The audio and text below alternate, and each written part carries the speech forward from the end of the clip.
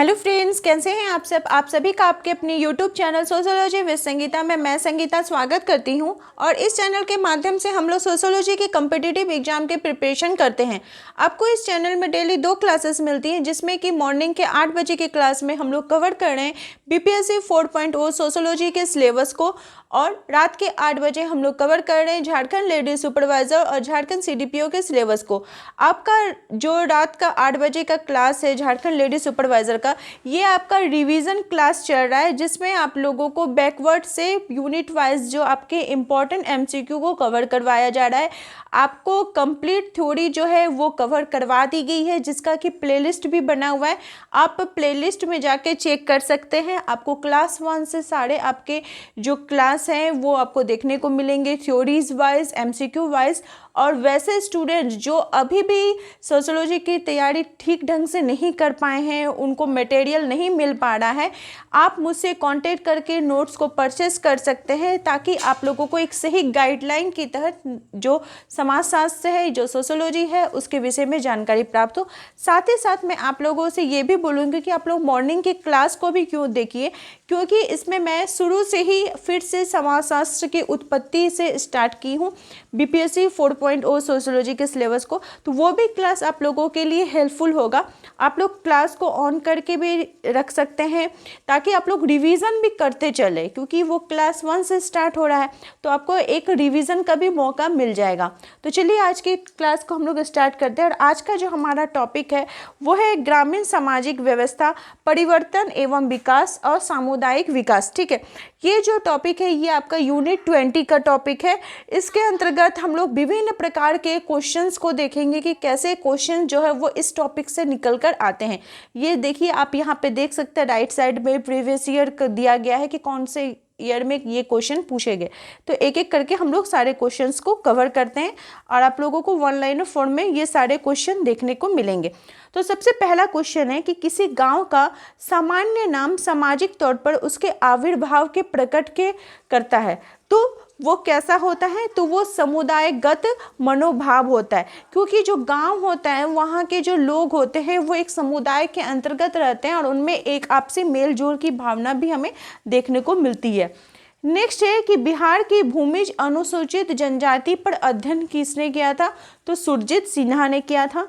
सुरजीत सिन्हा के लिए सही है, क्या सही है? तो भूमिज जनजाति पर विस्तृत क्षेत्रीय कार्य।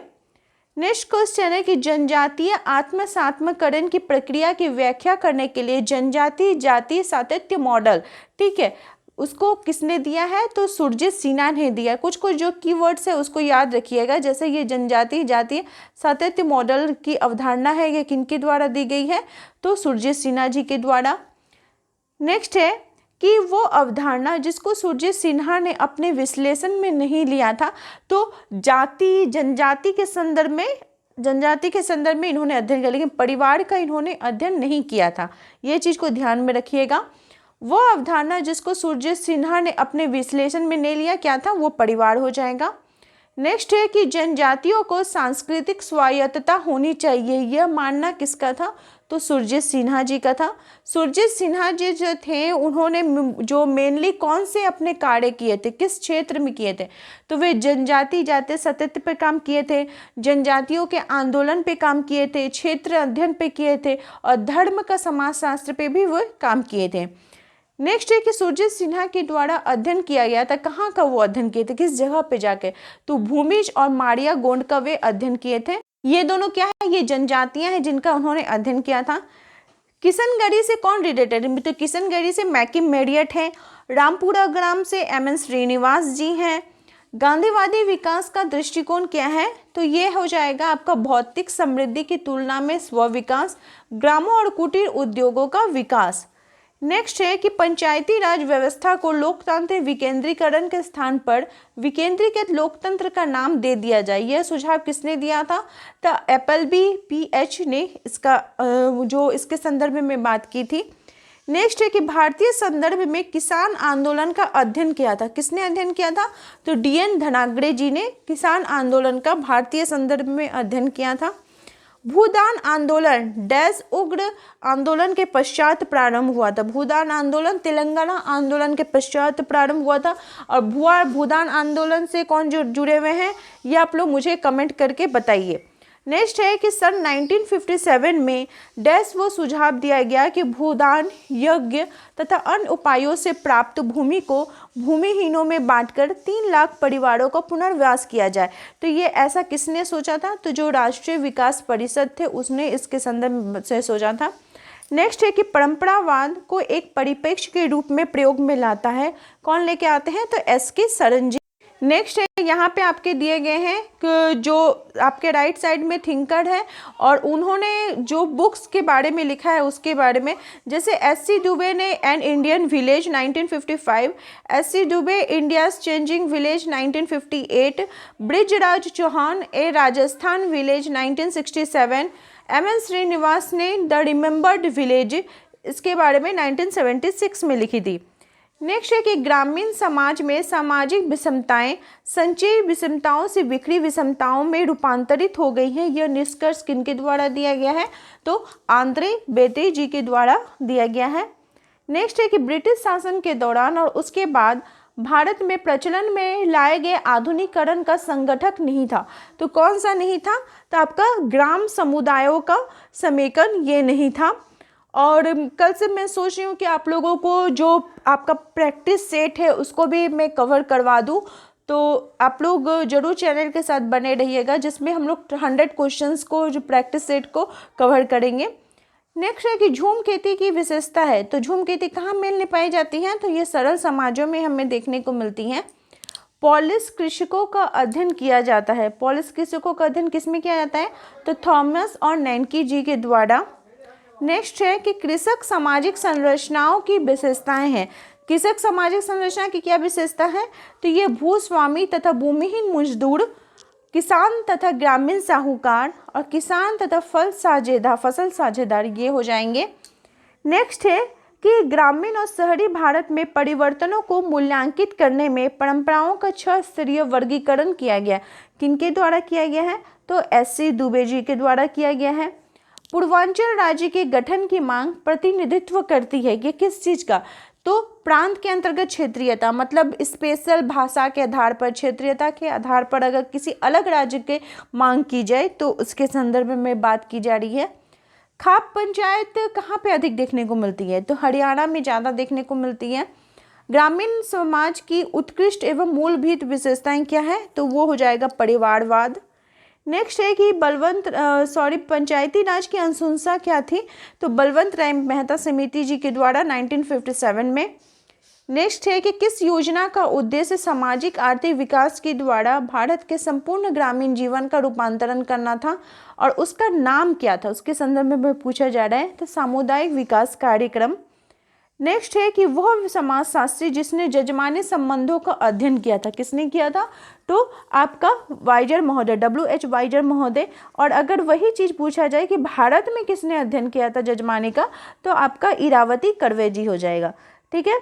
नेक्स्ट है कि पारंपरिक भारतीय समाज में जजमानी प्रथा आधारित है। पारंपरिक भारतीय समाज में जजमानी प्रथा अगर बोला जाएगा तो वस्तु विनिमय अर्थव्यवस्था पर आधारित है।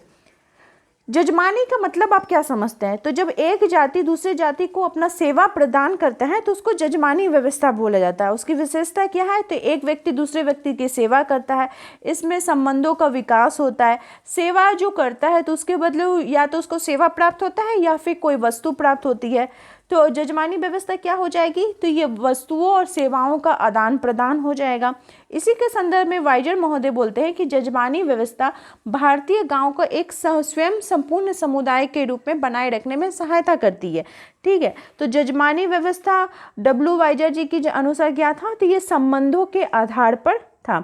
नेक्स्ट है कि भारत में ग्रामीण विकास कार्यक्रम को बढ़ावा देने के लिए स्वर्ण जयंती ग्राम स्वरोजगार योजना है जिसको SGSY बोला जा रहा है, किस वर्ष लागू किया गया था? तो 1999 में। वही आपको पूछेगा मनरेगा कब लागू हुआ था? तो 2 फरवरी 2006 से। पंचायती राज जो था बलवंत राय मेहता जी के द्वारा जो किया गया था उसका असफलता का मेन कारण क्या था?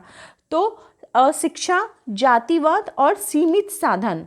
रिलेटेड आपको क्वेश्चन देखने को मिलेंगे कि जो पंचायती राज है वो सर्वप्रथम कहाँ पे लागू की गई थी, तो राजस्थान में। राजस्थान में कहाँ पे की गई थी, तो नागौर जिले में। नेक्स्ट है जजमानी व्यवस्था की क्या है विशेषता है, तो पारिश्रमिक का वस्तु में भुगतान, एक पीढ़ी से दूसरी पीढ़ी में यह निरंतरता हमें देखने को मिलती है और इसके अंतर्गत सेवाओं का आदान प्रदान किया जाता है। नेक्स्ट है कि भारतीय गांव को लघु समुदाय के रूप में किसने माना है। लघु समुदाय यानी लिटिल कम्युनिटी के रूप में कौन मानते हैं, तो रॉबर्ट रेडफील्ड मानते हैं। कृषक समाज में भूमि स्वामित्व के स्वरूप में सम्मिलित है कौन है, तो जमींदार, बटाईदार और पर्यवेक्षण किसान और कृषक हो जाएंगे। नेक्स्ट है कि वह विकास जो केवल वर्तमान का ही नहीं रखता वरन भविष्य की पीढ़ियों के हितों का भी ध्यान रखता है, उसको क्या कहा जाता है, धारणीय विकास या फिर सतत पोषणीय विकास भी हम लोग कह सकते हैं, जिसमें ऐसा नहीं है कि सिर्फ वर्तमान के बारे में सोचा जाए, भविष्य के बारे में भी सोचा जाता है। लघु परंपराओं और दीर्घ परंपराओं को किसने विभक्त किया था, तो रॉबर्ट रेडफील्ड ने। हिंदू जजमानी व्यवस्था नामक पुस्तक किनके द्वारा लिखी गई है, तो W.H. वाइजर जी के द्वारा लिखी गई है। यहाँ पे देखिए कि नेक्स्ट क्वेश्चन में कुछ समाजशास्त्री दिए गए, उनका अध्ययन क्षेत्र दिया गया कि कहाँ पे वो जाकर अध्ययन किए थे, तो Andre Beteille Sripuram, T.N. Madan Kashmir, Oscar Lewis Rampur, M.N. Srinivas Rampura. ठीक है, रामपुर और रामपुरा में कंफ्यूज नहीं होइएगा। नेक्स्ट है कि ग्रामीण क्षेत्रों में शक्ति के विकेंद्रीकरण के संदर्भ में कौन कहते हैं, तो बी मेहता कहते हैं।